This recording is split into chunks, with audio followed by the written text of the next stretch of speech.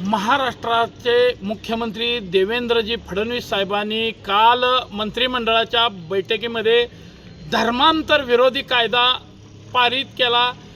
याचा पहिलाच विजय आज सोलापूर जिल्ह्यामध्ये मिळालेला आहे। कुर्डुवाडी या गावात लव जिहादचा एक गंभीर प्रकार घडलेला होता। त्या मुलीला फूस लावून या जिहादी प्रवृत्तीच्या लोकांनी पळवून नेलेलं होतं।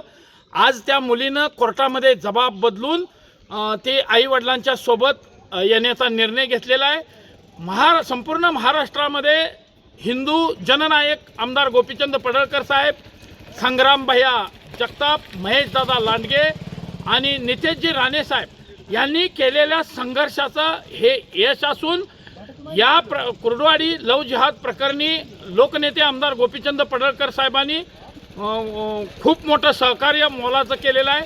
तसेच या कुर्डुवाडी व सोलापूर जिल्ह्यातील सर्व हिंदू संघटनांच्या सर्व बांधवांनी, धनगर समाजातील चळवळीतील सर्व बांधवांनी या प्रकरणामध्ये मोठी ताकद उभा केली आणि आज ही आमची भगिनी आमच्या हिंदू भावांच्या घरी आई वडिलांच्याकडे आलेली आहे। या निर्णयाचा आम्ही सर्व हिंदू बांधव स्वागत करतो।